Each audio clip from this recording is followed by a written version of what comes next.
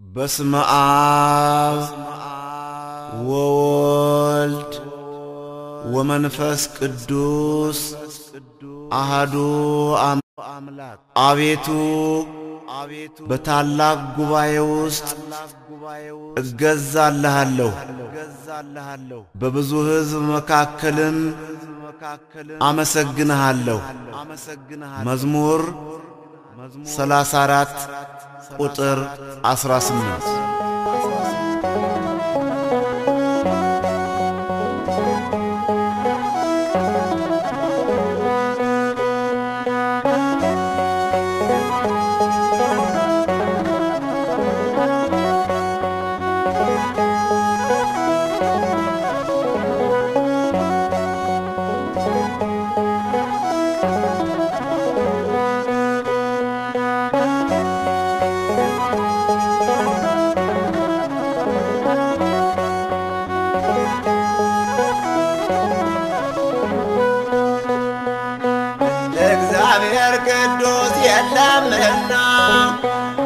እግዚአብሔር ቅዱስ የለምና ይገባዋል ክብርና ምስጋና ይገባዋል ክብርና ምስጋና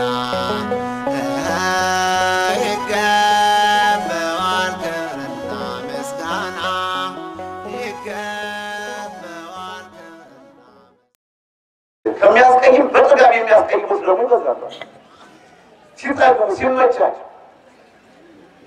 አሁን ቅዱስ ገብርኤል አለ ነገዳም ከሁሉም የተለየ ነው ከሁሉም ልዩነት ራሱን የቻለ ከሄዳል ነገር ግን በዚህ በተሰጠን ጸጋ እግዚአብሔር መስኮቱን ከፍቶ የሰማይን መስኮት ከፍቶ ያን ጊዜ በስደት እስራኤላውያንን መና እንደሚመግባቸው በቸርነቱ መሬት የለም ከብት የለም እሱን አምነን እየመገበን በዚህ ደግሞ ምስጋና የሌላቸው ሰዎች ሞልተዋል እንዱ በነፃ እያዳናችሁ ምስጋና የሌላችሁ ሰዎች ሞልተዋል እዚህ ቅዱሳችሁ እግዚአብሔርን ነው አንዱ ነው አሙታለ በእውነት እግዚአብሔር ከሰማይ መና ያወርዳልን ነው ያለው እስራኤላውያን መዝሙር 77 ቁጥር 19 እየበሉ ማማ አሁን እየተደረገልን ማማት እንዳይሆን ከዚህ የከፋ ነገር እንዳያገኝህ ደግሞ ኃጢአት አትስራው ግን ስለዚህ ኢዮብ እግዚአብሔር ነሳ እግዚአብሔር ሰጥቷል መጀመሪያ እግዚአብሔር የወደደውን አደረገ አሁን ደግሞ እግዚአብሔር ወሰደ ስለዚህ እግዚአብሔር ይመስገን ብትሉት እንደ ኢዮብ ሁሉ ክብሩ ይበዛላችኋል እሺ አሁን ከዛሬ ከይስ ደቂቃና ሰከንድ አንስቶ የተባረከ ዘመን ይገጥማችኋል የረድኤት የበረከት እንጀራ ያገኛችኋል እሾህና ቀረጠማን የሌለበት ሰቀቀን የሌለበት የደስታ የሰላም እንጀራ ይሰጣችኋል ያም እኮ በመስጋና ነው ከዚህ የደረሰው አሁን ፈተና የለም አንልም ምንም እያደግን በቁጥር ፈተናችን ቢበዛም ጥሩ ነገር ግን ችግሩን አልፈነዋል ማለት ያን ክፉ ቀን አልፈነዚህ እዚህ ፈተና ደርሰናል ይሄ ምንድነው በትዕግስት የሚገኝ በጉልበት አይደለም ወይም ደግሞ መድኃኒት ፍለጋ በማብዛት አይደለም ወይም ደግሞ አቶ ገሌ ወይዘሮ ገሌ ብለን አይደለም የሰማይን አምላክ እግዚአብሔርን በመማፀን እሱን በማመን ያን ክፉ ቀን አልፈን እዚህ ደርሰናል ካስተውሎ ደርሰናል ወደፊት ምን ለብለው ካለ ነው የሚቀጥለው ወደፊት እቅድና ዓላማ ካለ ነው ይቀጥላል እስከ መቃብር ድረስ አይዟችሁ ወገኖች እሺ እብራኑ ባዲያም ዮርዳኖስ ቅዱስ ገብርኤል ሁልጊዜ የምትሰሙት የምስራች ነው ያለ ተፈወሰ ያ የጨለመው መዝጊያ ብርሃን አንጸባረቀለት የሞቱ ደብዳቤ የተቀደደለት ነው የምትሰሙት አይደል እውሩ በራ ነው የምትሰሙት እንጀራ በልቶ የተፈወሳል ንፍሮ በልቶ የተፈወሳል ወንጌል ሲሰበክ በወንጌሉ ስብከት የተፈወሳል ካሴቱ ቲሸርቱ የተፈወሳል በእግዚአብሔር ቃል በተባረከው በቅዱሳን ቦታ የተለቆ የትሩፋት ነው የበረከት ስራ ለምትሉት መሰል ነው አዎ እዚሁ የተፈጠረ ቃል በበረከት ስራ የተፈወሳል በሺህ የሚቆጠር መንፈስ የተርበደበደው ወደ ሲኦል የወደቀለት መንፈስና ስራ እየሰራ ስለዚህ በቅድስናው ተራራ መድኃኒታችሁን እግዚአብሔር አብዝቶታል ሁሉ ሊያረም የሚፈውሰው ግን ማን ነው ያ ከፀሐይ በታች ከሰማይ በታች እንድንበት ዘንድ የተሰጠን የናዝሬቱ ኢየሱስ ክርስቶስ ነው የሐዋርያት ሥራ ምዕራፍ 4 ቁጥር 12 ምንድን ነው ያሏቸው ቅድም ተነቧል ይሄም የሐዋርያት ሥራ ምዕራፍ 3 ቁጥር 1 ጀምሮ ጴጥሮስና ዮሐንስ በ9 ሰዓት ወደ ቤተ መቅደስ ይሄዱ ነበር። ወደ ቤተ መቅደስ ሲሄዱ ድንገት ከእናቱ ማፀን ጀምሮ ለ40 ዘመን ጀምሮ ሽባ የነበረ ቤተ መቅደሱ ፊት ለፊት አስቀምጠው ሳንቲም የሚለምን ድዌ ነበር። በእግሩ መሄድ የማይችል ያ ሰው ጴጥሮስና ዮሐንስ ወደ ቤተ መቅደስ ሊገቡ በ9 ሰዓት የጸሎት ሰዓት ደርሶላቸው እየገሰገሱ ሲሄዱ እንደ ሌላ ሁሉ ሳንቲም ያላቸው መስሎት እጃቸውን ይሄዱ። ሳንቲም የሚፈልግ ሰው ጊዜ አይኑ ሳንቲም ገንዘብ ፍቅር ያለበት ሰው አይኑ ገንዘብ ነው የሚመለከት። ጴጥሮስና ዮሐንስ ግን ያሉ አንተ ሰው ወደ እኛ ትኩር ብለህ ትመለከታለህ፣ ነገር ግን እኛ ወርቅና ብር የለንም፣ ነገር ይሄን ያለንን እንካ አለና ጴጥሮስ እጁን ይዞ አነሳው። ያ የ40 ዓመት ዘመን የተሸመሸረ ሽባ የ40 ዓመት በሽተኛ እጁን ይዞ ሲያነሳው እንደዛው እንደዘለለ እንደቆመ ቀረ። ተመልካቾች ሁሉ እጹብ ድንቅ አሉ። አሁንም ጌታን ከሱት የነበሩት ሊቃነ ካህናቶችና የአይሁድ ሽማግሌዎች ገረማቸው። ስብስብ አድርገው ጴጥሮስን ዮሐንስን ያዙና በምን ኃይል በማን ስም ይሄ ድዌ ከደዌው እንደተፈወሰ ንገሩን አሏቸው። ጴጥሮስም እንዲህ አለ፣ ግንበኞች የናቁት ድንጋይ እርሱ የማዕዘን ራስ ሆነ፣ ይህም ከእግዚአብሔር ዘንድ ነው። መዝሙር 117 ቁጥር 22 የተባለውን ጥቅስ ጠቀሰና እናንተ የአይሁድ ሊቃውንት ንቃችሁ በመስቀል ላይ የገደላችሁት ከሙታን ተለይቶ የተነሳ የናዝሬቱ ኢየሱስ ክርስቶስ ከሰማይ በታች እንድንበት ዘንድ የተሰጠን የናዝሬቱ ኢየሱስ ክርስቶስ በሱ ስም ይሄ ድዌ ከደዌው ተፈውሷል። ስለዚህ በምኑ ብዙ ነገሮች ጸበሉንም እምነቱንም መስቀሉንም ተጠራራላችሁ፣ በሁሉም ላይ ያለው የሚፈውስ ግን የናዝሬቱ ኢየሱስ ክርስቶስ ነው። ሌላ መድኃኒት የለም። እሺ በአብ በወልድ በመንፈስ ቅዱስ ስም እንለዋለን። እንዲሁም በናዝሬቱ ኢየሱስ ክርስቶስ ስም አንተ መንፈስ ከዚህ ሰው ውጣ፣ አንተ ክፉ መንፈስ ነው። መንፈስ ብቻ ሳይሆን ክፉ መንፈስ። ኢየሱስ ስሙ ክፉ ነው። መንፈስማ መንፈስ ቅዱስም አለ፣ መንፈስ ቅዱስም አለ። ለጌታነት አንተ ክፉ መንፈስ ከዚህ ሰው ውጣ እንለዋለን። ዳሁ መነኩሴ አባ ዮሐንስ ሲያርበደብደው ታዩታላችሁ። በእግዚአብሔር ቃል ኃይሉ እግዚአብሔር ነው። የተባል መጣለ በዚሁ አካባቢያችን እዚሁ ወረዳ ተወልጄ ያደኩ ሰው ምናኔም በዚሁ አካባቢ ነው። ብዙ ምርቅ ያለ ነው። ነገር ግን ከልጅነቴ ጀምሮ ጌታዬን አመልከውና እንባዬን ወደ ሰማይ ረጭ ነበር። ዛሬም እንደምታውቁ ለሚያደርግልኝና ለምለምነው ነገር ሁሉ በፍጹም ጥቃት ማልወድ ሰው፣ ካልተደረገልኝ ማላቋረጥና ተስፋ ማልቆርጥ ሰው። እኔ በሰው ያለውን ነገር አሁን መብራት ገባት ነው ያ የራሱ መንገድም አሁን ተስፋ አድርገውልና ትናንት አልፎ ሄዷል። ያ እንግዲህ ሊሆን ላይሆን ይችላል። ብዙ ብዬ ራሴ የምሰራውን አንድም እግዚአብሔር የሚያደርግልኝ ነገር ሌላውም ራሴ የምሰራውን ነገር ግን በልክ ነው የምሰራ። ሰው ያደርግልኛል ብዬ ሊሆን ላይሆን ይችላል። ሰው አድርገዋለሁ ቢል የገንዘብ ማጠር፣ የጉልበት ልዩ ልዩ ምክንያቶች ናቸው። እግዚአብሔር ግን ይሁን ምክንያት የለበትም። ለማድረግ ምንም ጠንክሮ መለመን ብቻ ነው። እሺ አንተ ሰው እነሆ ድነሃል፣ ከዚህ የበለጠ መከራ እንዳያገኝህ ተመልሰህ ኃጢአት አትሥራ። እንግዲህ በአንደኛ ጢሞቴዎስ ምዕራፍ 5 ቁጥር 23 ላይ ጢሞቴዎስ በሽተኛ ነው፣ ያገለግላል፣ ይሰብካል፣ ድዌ ይፈውሳል፣ ጳውሎስን ያገለግላል። የጳውሎስ ደቀ መዝሙር ነው። ግን እንዲህ ባለው ሁኔታ ላይ ደግሞ በሽተኛ ነበር። ታዲያ ጳውሎስ ሌሎችን ሕዝብን አሕዛብን እየፈወሰ እያዳነ እንኳንስ እጁን ጭኖባቸው በልብሱ ዘንድ እንደጻፈው ምዕራፍ 5 ቁጥር 1 እስከ 25 ድረስ ነው ሲያነቡት። ቤተሳይዳ የምትባል በኢየሩሳሌም ከተማ በኢየሩሳሌም ውስጥ 5 መተላለፊያ ያላት ቤተሳይዳ የተባለች ውሃ ውሃ የተጠራቀመባት ቦታ ነበረች።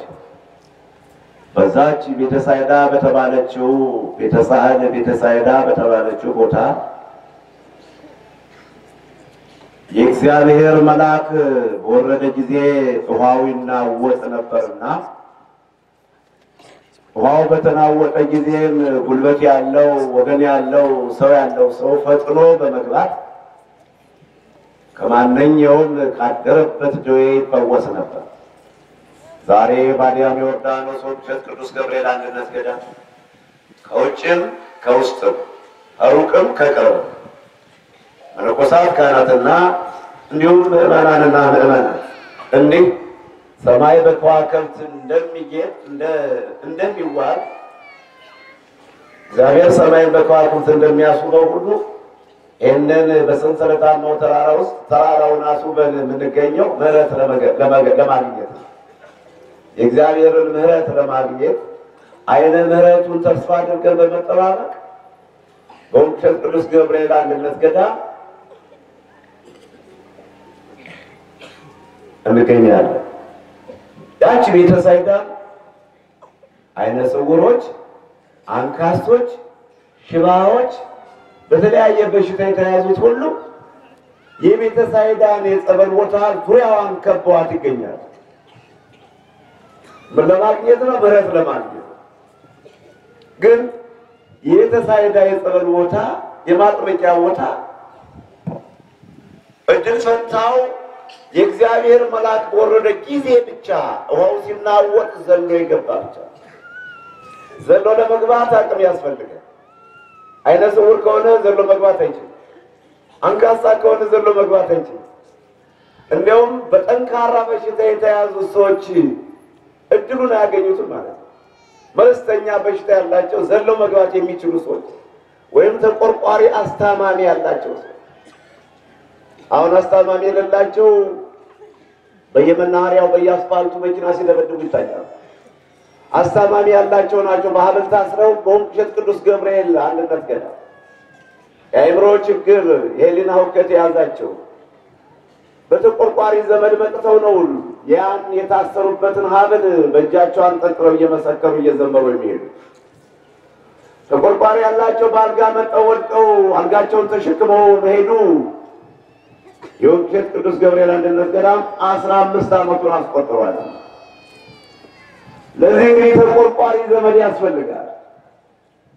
በቤተሳይዳ ዙሪያ የወደቁት አይነ ስውሮች፣ ልምሾች፣ ሽባዎች፣ አንካሶች፣ ተስፋ ጠባቂዎች የእግዚአብሔር መልአክ ሲወርድ ብቻ ያን ጊዜ ውሃው ይናወጣል።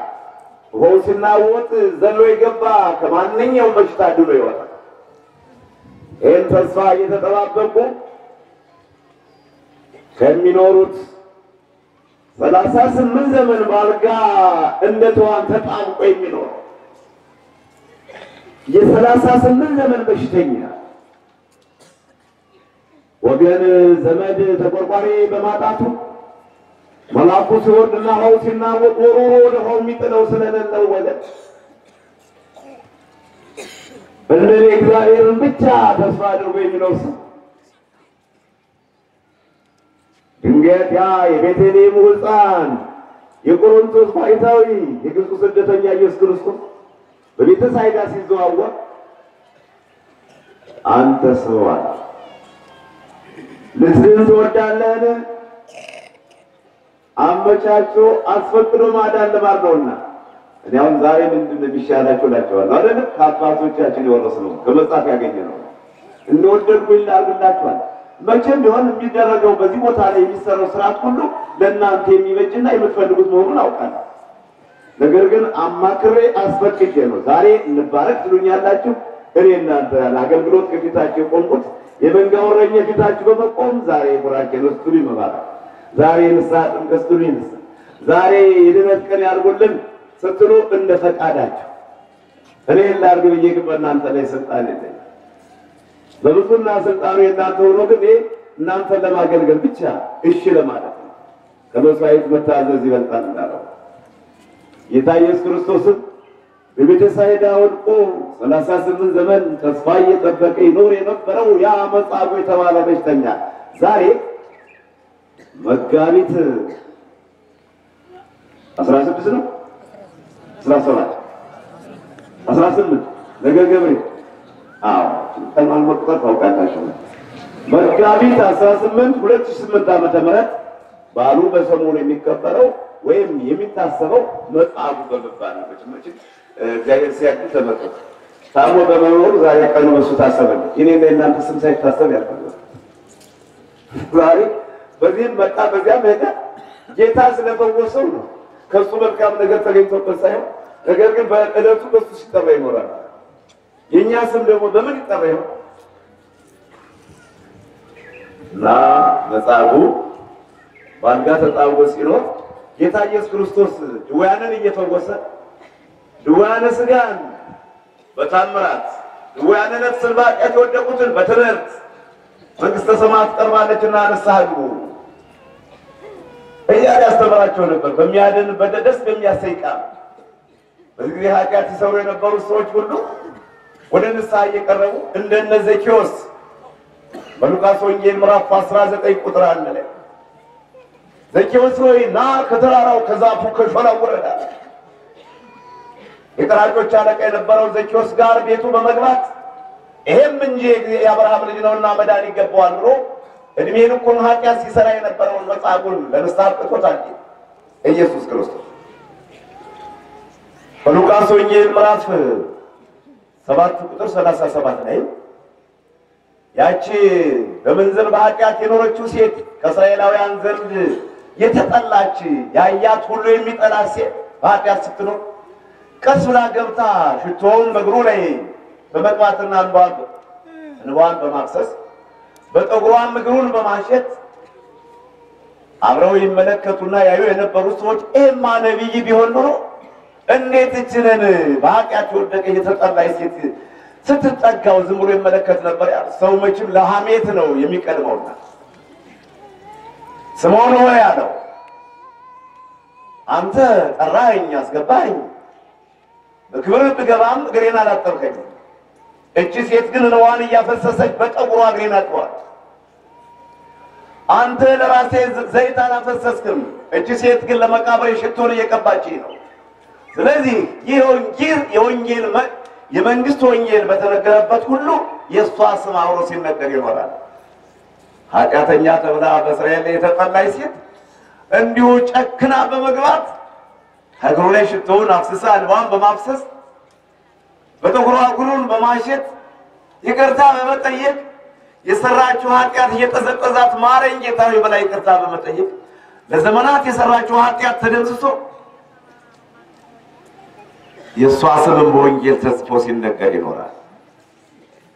ስለዚህ ጌታ እያደረገ ድውያነ ነፍስን በትምህርት እያስተማረ ሰርቶ እያሳየ ድውያነ ሥጋን በታምራት እና ላዛርን ከመቃብር የሞቱትን ሙታንሳው አዲያም ዮርዳኖስ ወንቅሸት ቅዱስ ገብርኤል ያለው ዝም ብለን እንደው ስም አጠንለት አይደለምና በሰሌን ከተጠቀለሉ በገመድ ከተሸበለሉ በኋላ እምነቱን በመቅባት በወንቅሸቱ ቅዱስ ገብርኤል ስም ብዙ ሙታን ተነስተዋል።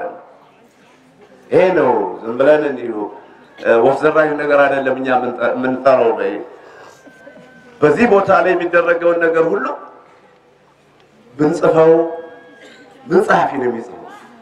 ስለዚህ ምን አለው? ወደ ዕለቱን በተመለከተው ትምህርት ልላችሁ። አንተ ሰው ልትድን ትወዳለህን አለው። መጻጉዕ ምን አለ?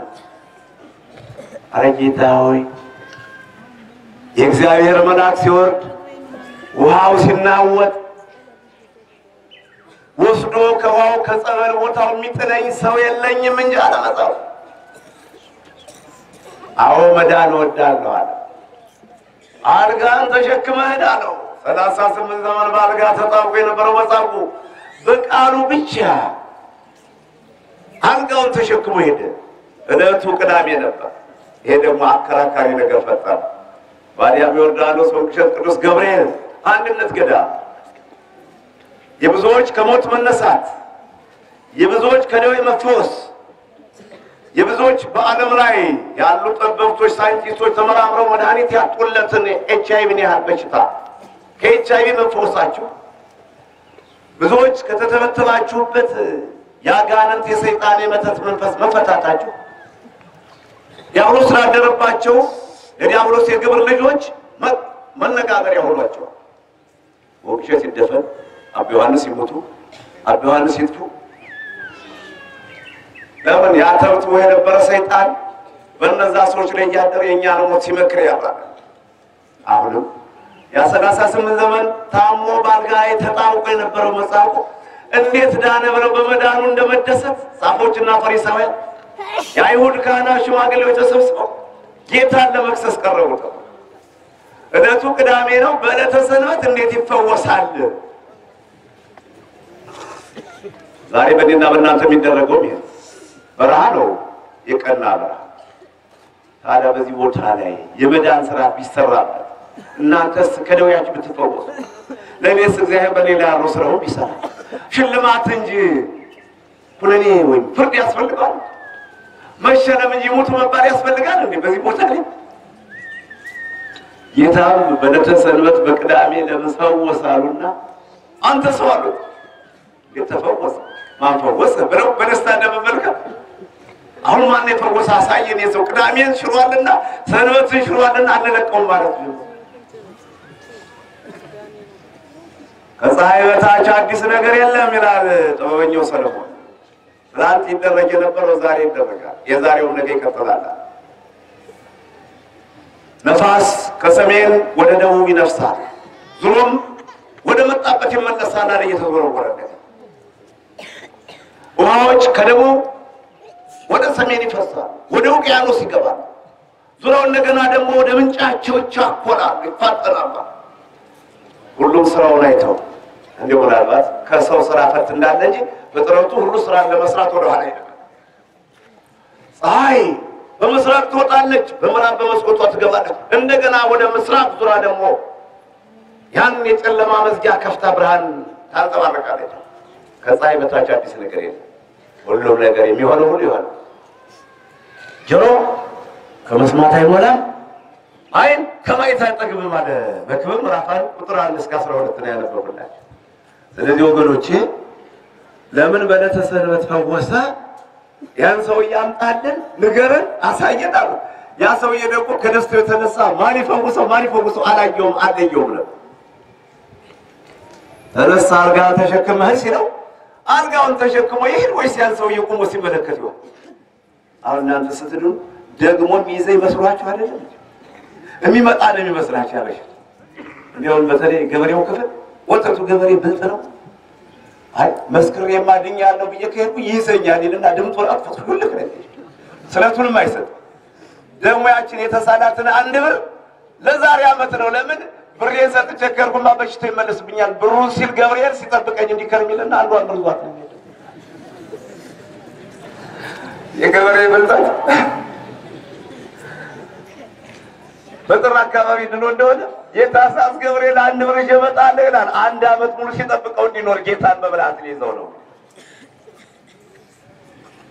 የወው ከተሜ ግን የአንገቷን ሀብል ጣል አድርጋ ትሄዳለች። የእጇን ሰዓት የጆሮዋን ጉትቻ ያን የሞት ደብዳቤ ሲቀድለት ያን መከራ ሲያርቅለት አይምሮ ብሩህ ሲሆንለት ጉልበቱ ሲበረታለት በሽታው ሲርቅለት ራሱን የሚሰጥ ሞልቷል እንኳን ገንዘብ ለገበሬው ስለት ይሄን ይመስላልና አሁን መጽሐፉ አትፍረዱበት። ከበው ማን አዳነ? ያዳነህን ንገረን። አምጣ ያዳነህ ባዳነ ደግሞ መታሰር አለበት። እንፈልገዋለን ያን ሰው አምጣ። አረን ያላየሁት እኔ ተነስና ጋር ተሸክመህ ዳለኝ አልጋይ ተሸክሜ ሮጥኩ እንደው አላየሁት። አሁን በመቅደስ ሲዞር ጌታ ኢየሱስ ክርስቶስ በመቅደስ ሲመላለስ መጽሐፉን አንተ ሰው አለው ጌታ እኮ አላወቀው። እንግዲህ ህዝብ ብዛት ስለነበር እንደዚህ ከዚህ ውስጥ አሁን ማንን ይለያል? ትንሽ ልዩ መሆን ነው ከዚህ እንደው ጠጉሬም ቀሚሴም እኔም ያውና ዞን ጎል መሳምን በምን መለየት እንችላለን? አንተ ሰው አለው ጌታ ኢየሱስ ክርስቶስ አገኘው። እነሆ ድናል። የትምህርታችን ርዕስ ነው። እሺ እነሆ ድናል። ከዚህ ባሰ ነገር እንዳያገኝ ግን ተመልሰህ ኃጢአት አትሰራ። ምን ማማርበት ኃይለ ቃል በጀመራ በለቱ የተነበበውን እንደተነበበ ላንብላችሁ ብዬ እንጂ ምስጢሩ የኔና የናንተ ህይወት የሚነካካው ጉዳይ አንተ ሰው እነሆ ድነሃል፣ መዳኑ ብስራቱ አዋጅ ታወጀለት። ነገር ግን የሚያሰጋው ጉዳይ ከዚህ ራስ እንዳያገኝህ ተመልሰህ ኃጢአት አትሰራ። ለካ ከዳኑ በኋላም ደግሞ ተመልሶ ኃጢአት ከሰሩ የበለጠ ዳነው። ግን በሽታሽን አራግፈሽ ወይም በሽታህን አራግፈህ ትሄዳለህ። የባሰ ዕዳ እንዳይመጣብህ መጠንቀቅ ይገባል። የተጻፈውን ለማለብል አባ ዮሐንስ ተረት አይደለም። ሰማይና ምድርን የፈጠረ ያን ለማዳን በአጭር ቁመት በጠባብ ደረት የተወሰነ ያ የቤተልሔም ወጣት የቆሮንቶስ ባሕታዊ የግብፅ ስደተኛ ኢየሱስ ክርስቶስ የተናገረው ቃል አንተ ሰው እነሆ ድነሃል፣ አሁን ጀምሮ በሽታ የለብህም።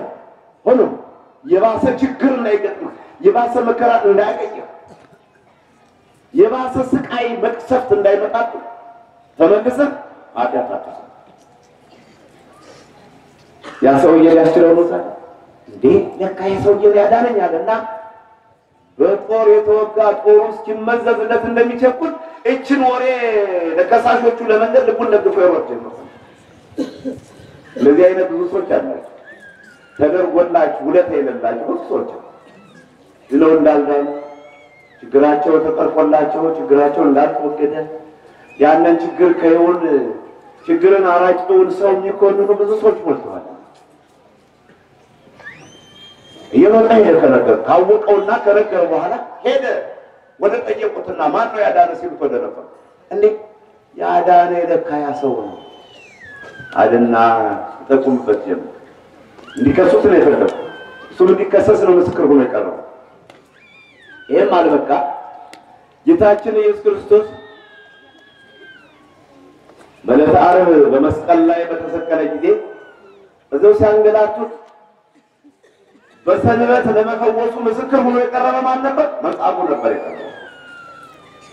በሰንበት መፈወስ ወንጀል ነው። በዕለተ ቅዳሜ ቅዳሜ ዕለት እጅንም እግርንም ማንሳት ማንቀሳቀስ ክልክል ነው ባይብል። ዛሬ እስራኤል ስንሄድ እስራኤላኖች አሁንም ከዚህ ያሉ ይኖራሉ። እስራኤል ገር ነው ግን ቅዳሜ ቀን ነው በመኪና ባይወጡ ወደ ከተማ ይላል። ከተማ ተጠቅጥራ ቅዳሜ የኦሪት በዓላቸው ነው። ዘፍጥረት ምዕራፍ 2 ቁጥር 1 ላይ እግዚአብሔር 6ቱን ቀን ፈጠረ፣ 7ኛውን ቀን ባረከው፣ ቀደሰው፣ ለየው። በ7ኛው ቀን ከሥራው ሁሉ አረፈ። ችለን ለማክበር ብለው 7ኛውን ቀን ያከብሩታል አይሁዳውያን። በ7ኛው ቀን የትም አይወጡ እና ይሁን እንጂ ጌታችን ኢየሱስ ክርስቶስ በተለያየ ጊዜ አስተምሯቸው ነው።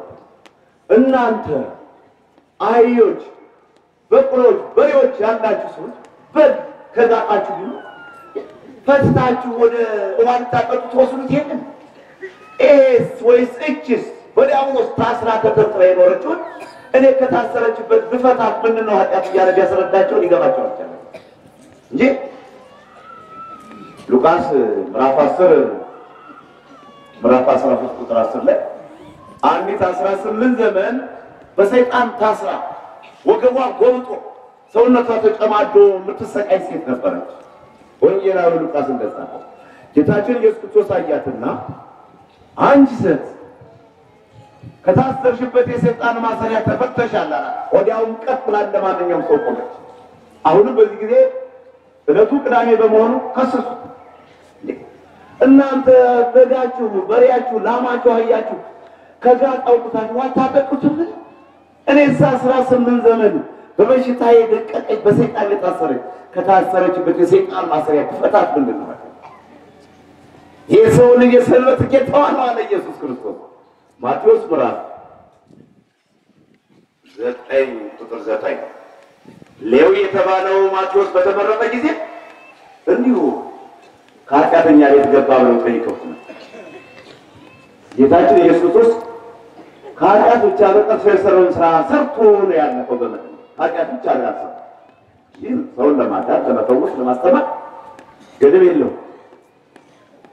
አሁን በዕለተ ዓርብ ጌታችን ኢየሱስ ክርስቶስ ለፍርድ በቀረበ ጊዜ ማን ነው በሰንበት ፈውሷል ሲባል መጽሐፉ እጁን ዘረጋና ያ 38 ዘመን በሽተኛ 38 ዘመን ደቆ የነበረውን እንደገና ሰው አድርጎ ቢሰራው ጌታ አይ በሰንበት የፈወሰኝ ይሄ ነው አለና ጌታን በጥፊ መታው። ከዚህ የበለጠ እንዳያገኝ ያለው እጁ ደርቃ ቀርታለች እንደደረቀ የባሰ እንዳያገኛችሁ ማለት ያ የመጀመሪያው በሽታችሁ ይሻላል። እንደገና ከዳናችሁ በኋላ ተመልሳችሁ ወደ ኃጢአት ከወደቃችሁ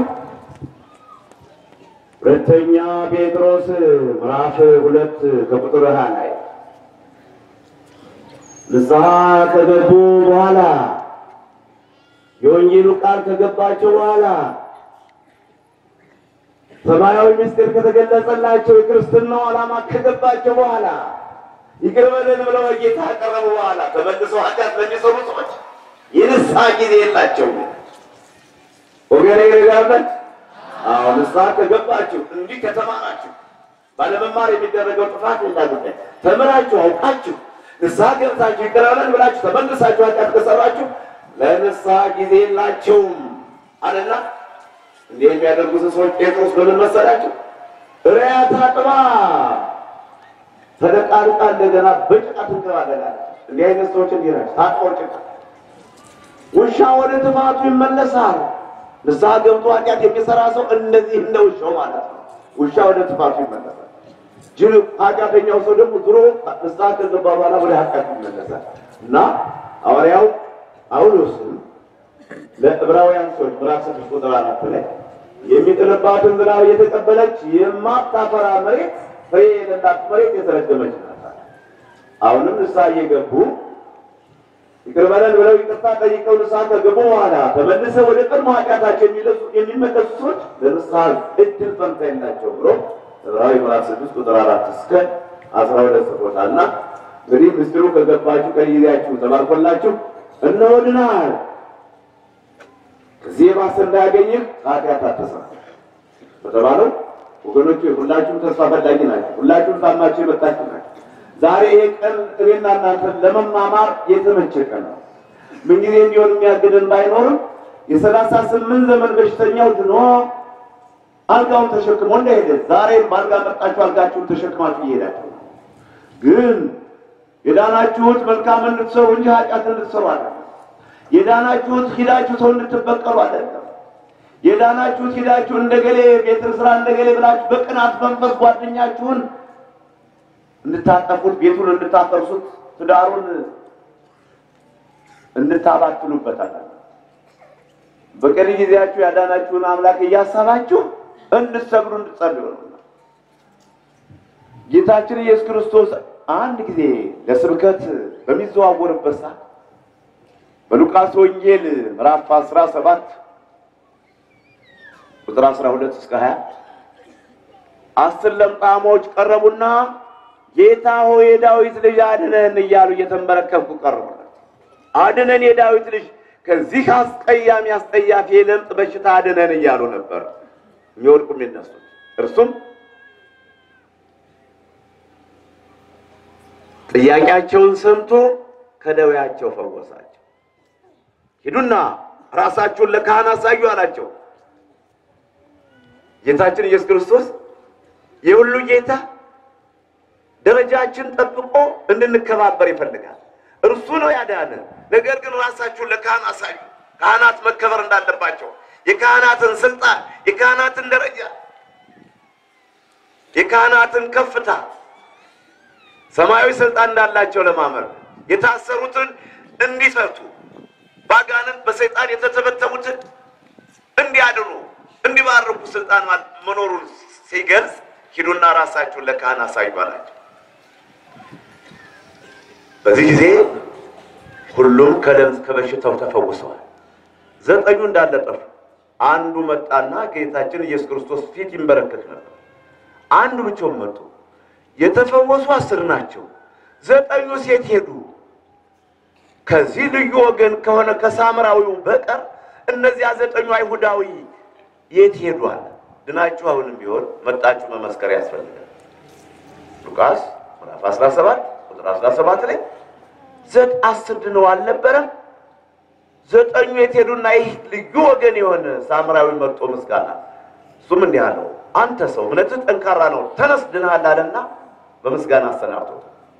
እነዛ 9ኙ ግን እንዴት ዋልክ ሳይሉ ዙረው ጠፍተው ሄደዋል። ያዳናችሁን ቦታ ያዳናችሁን ሰው እንድትድኑ ምክንያት የሆናችሁን ሁሉ በእግዚአብሔር መንፈስ የሆነውን ነገር ምስጋና ማቅረብ የሚመሰገነው እግዚአብሔር ነው። እኛ ዕቃዎች ነን።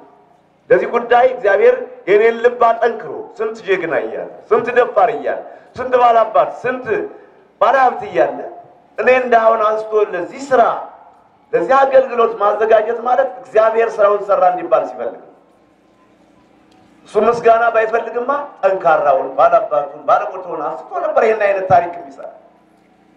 ደግሞ ቢሰራም አይሆንም፣ አይደምቅም። በወርቅ ቢሰሩት ላይደምቅ ይችላል። ይሄ ስጦታ ላይኖር ይችላል። ቤተክርስቲያን ሞልቶ የለም በየስሩ በየተራራው ቤተክርስቲያን ሞልቷል።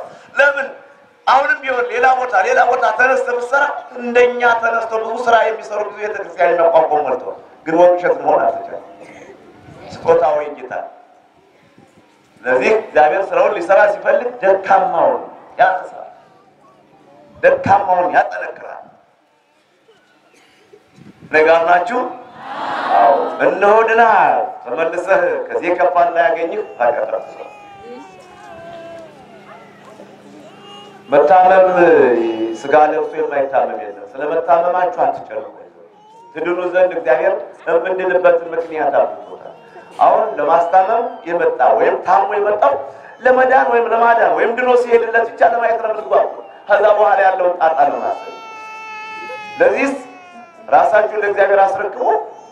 እኔና እናንተ በኃይላችን በእውቀታችን በጥበባችን መዳን አንችልም። የሚያድን እግዚአብሔር፣ የሚገድል እግዚአብሔር ራስን ለሱ ማስረከብ ይችላል። ከዛ በኋላ እሱ ይጨነቅበት። ሰው ሊሰራ የሚገባውን የሰውነት ስራ መጠቀምና መስራት አለ። ያ የእግዚአብሔር ስራ ደግሞ የራሱ ነው።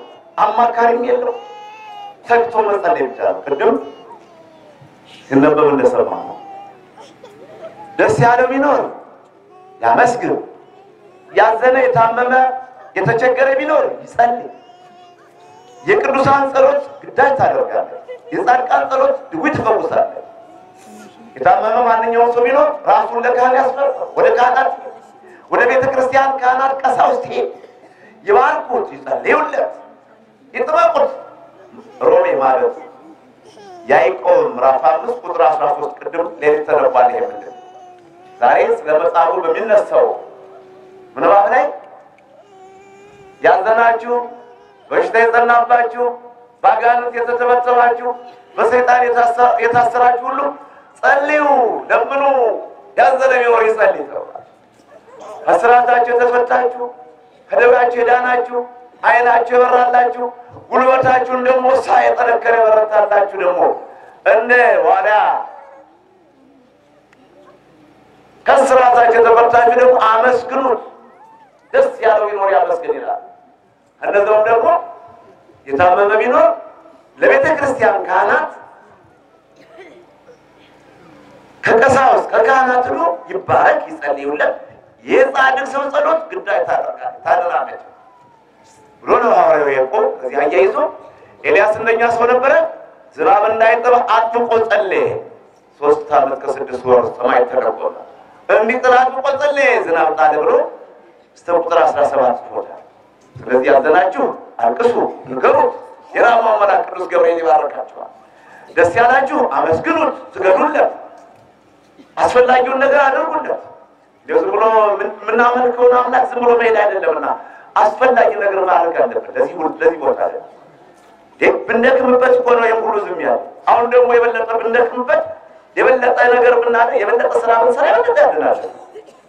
ከምንም ተነስተን ይሄን ስራ በመስራት የሁሉ ህዝብ እየዳነ ነው። አሁን ደግሞ የሁሉ ህዝብ ቢተባበር የበለጠ ስራ ይሰራል። ደግሞ በአንድ ሰው ቆራጥነት፣ በአንድ ሰው የቀና መንፈስ፣ በአንድ ሰው የጽኑ ዓላማ ይሄ ሁሉ ተሰርቶ ሁሉ ሰው እየዳነ ነው። በሁላችን ሲሆን ሁላችንም ብንተባበር፣ በጉልበት በገንዘብ በእውቀት ብንተባበር በአየር ላይ ስራ መስራት እንችላለን፣ እንኳን በምድር ላይ በባህር ላይ ስራ መስራት እንችላለን፣ እንኳን በበረሃ ላይ። ስለዚህ ልባችን አንድ ለመሆን ያብቃው። ግን እና በሽታ መታመማችን ከአዳም ጀምሮ የመጣ ጉዳይ ነው። ሰው ለሰላምና ለበረከት ለደስታና ለተድላ ለምስጋና የተፈጠረ ሲሆን አዳም የማይበላውን ከበላ በኋላ ግን ፍርሃት፣ ጭንቀት፣ መከራ ወርቆበታል። አይገርምም? ዘፍጥረት ምዕራፍ 2 ቁጥር 16 ላይ አዳም ሆይ አትብላ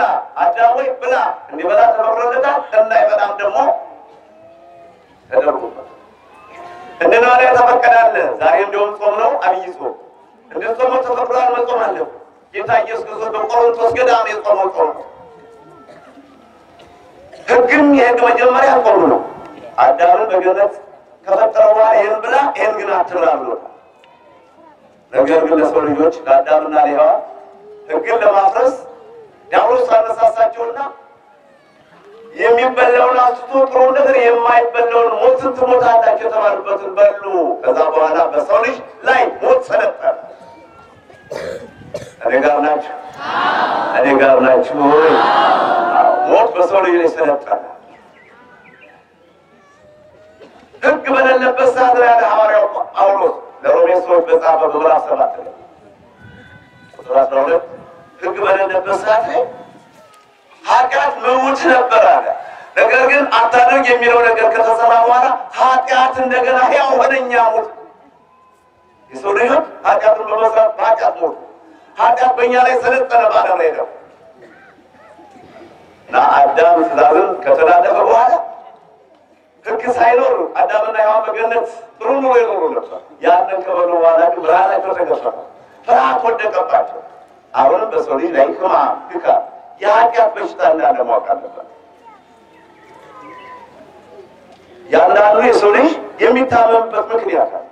የኢዮብ ደዌ ዘሴት ክብር የሚያገኝበት በመጽሐፈ ኢዮብ ምዕራፍ 42 ቁጥር 10 ላይ ኢዮብ በሽታውን ሁሉ በትዕግስት ከተቋቋመ በኋላ ሐዋርያው ያዕቆብ እንደመሰከረለት ምዕራፍ 5 ቁጥር 8 ላይ የመከራና የትዕግስት ምሳሌ የሆኑትን ነቢያትን ብፁዓን እንላቸዋለን አለ ሐዋርያው ያዕቆብ። ኢዮብ እንደታገሰ እግዚአብሔርም እንደመለሰለት በበጎች በግ በከብቶች ከብት በልጆች ልጅ መልሶለት ኢዮብ ያ የመከራ የሕማም የደዌ ችግር ሰውነቱ ትን እና መገል ይገነፍልበት የነበረው ያ የመከራ ዘመን ካለፈ በኋላ ሰላም አዳሪ ሆኖ 140 ዘመን በምድር ላይ 4 ጊዜ ልጅ አይቆሙባል። እናንተም ዛሬ ታመማችሁት ሕማም፣ ዛሬ የወደቀባችሁ ፈተና በትዕግስት እግዚአብሔርን አምናችሁ ድንግል ማርያምን አማላጅ አድርጋችሁ ቅዱስ ገብርኤልን አለን እያላችሁ ብትታገሱ ቀሪ ጊዜያችሁ ይባረክላችሁ። ጥሩ ትዳር ይዛችሁ ቅዱስ ልጅ ወይም ቅዱስ የተቀደሰ ልጅ ወልዳችሁ እግዚአብሔርን እያመሰገናችሁ የምትኖሩበት ዘመን ቅርብ ነው። ችግሩ ግን ለምን አመመኝ ከጠንቋይ ያቃልቸው የምትበዘበዙ ከሆነ በሽታውም ላይ ደቅህ ቀንም ላይ ወጣልህ እንደተደገዘገዝክ ታልፋለህ ማለት ነው። ፍጹም ነው ወገኖች። ኢዮብ ታመመው፣ መከራ ወደቀበት። ምንድን ነው የገዛ ሚስቱን ካደችው እኮ እስከ መቼ ትታገሳለህ? እግዚአብሔርን ስደብና ሞት ነው ያለችው መጽሐፈ ኢዮብ ምዕራፍ 2 ቁጥር 9። ኢዮብ ግን እንዴት ነው ያለ? እግዚአብሔር ሰጠ፣ እግዚአብሔር ነሳ ወሰደ፣ እግዚአብሔር እንደወደደ አደረገ፣ እግዚአብሔር ይመስገን አለ መጽሐፈ ኢዮብ ምዕራፍ 1 ቁጥር 22። ስለዚህ አንዳንድ ችግር ሲገጥማችሁ እግዚአብሔር ይመስገን በሉ ሳይዟችሁ። እሺ እናንተ ምስጋና ስታገኙ አታውቁ፣ ስታጡ አታውቁ። ሰው ደግሞ ኢዮብ በረሃብ በችግር ጌታን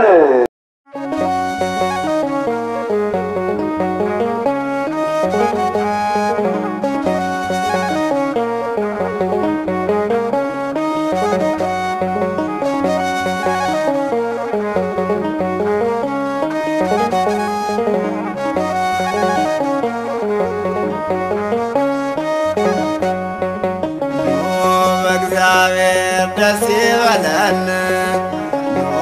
በእግዚአብሔር ደስ ይበለን፣ እንዘምር ለአምላካችን፣ እልል እንበል ለጌታችን። በእግዚአብሔር ደስ ይበለን፣ በእግዚአብሔር ደስ ይበለን፣ በእግዚአብሔር ደስ ይበለን፣ በእግዚአብሔር ደስ ይበለን፣ እንዘምር ለአምላካችን፣ እልል እንበል ለጌታችን። በእግዚአብሔር ደስ ይበለን፣ በእግዚአብሔር ደስ ይበለን።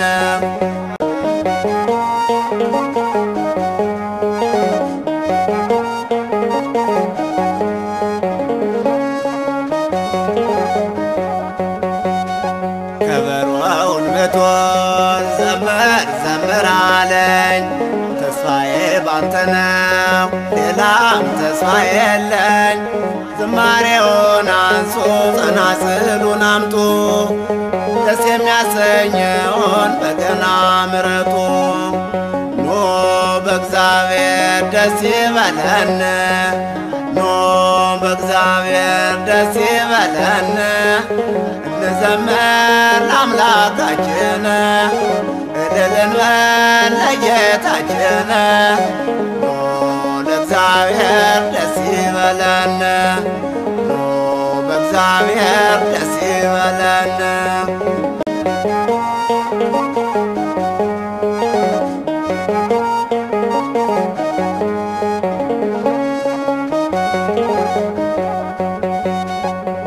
አትፈልግምና ዝማሬ ለጌታ መቃወም አይቀርም ሜልኮል አፏን ከፍታ። በአንድ ላይ ዘምሮ ሰውና መላእክት በገናውን አንሱ ከበሮውን ምቱት። ኑ በእግዚአብሔር ደስ ይበለን፣ ኑ በእግዚአብሔር ደስ ይበለን። እንዘምር ለአምላካችን እልል እንበል ለጌታችን። ኑ በእግዚአብሔር ደስ ይበለን፣ ኑ በእግዚአብሔር ደስ ይበለን።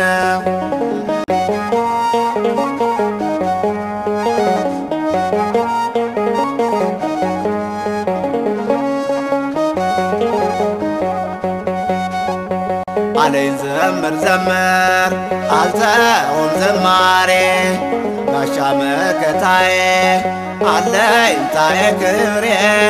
ተስፋዬ ባንተ ነው ሌላም ተስፋ የለኝ። ከበሮውን ምቱት ዘምር ዘምር አለኝ።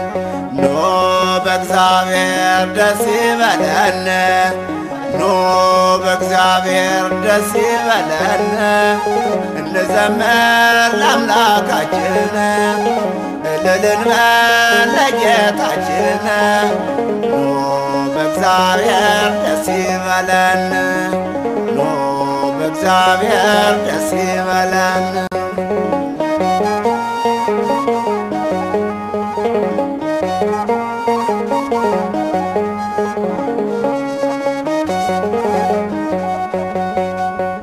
ጸናጽሉ ይምጣ መቋሚያው ይደርደር፣ በመቅደሱ ዙሪያ ይመስገን እግዚአብሔር። ዝማሬውን አንሱ ከበሮውን አምጡ፣ ደስ የሚያሰኘውን በገና ምረጡ። ኑ በእግዚአብሔር ደስ ይበለን፣ ኑ በእግዚአብሔር ደስ ይበለን። እንዘምር ለአምላካችን እልል እንበል ለጌታችን።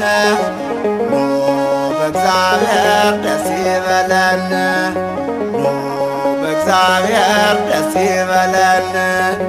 ኑ በእግዚአብሔር ደስ ይበለን፣ ኑ በእግዚአብሔር ደስ ይበለን። እንዘምር አምላካችን እልል እንበል ለጌታችን። ኑ በእግዚአብሔር ደስ ይበለን፣ ኑ በእግዚአብሔር ደስ ይበለን።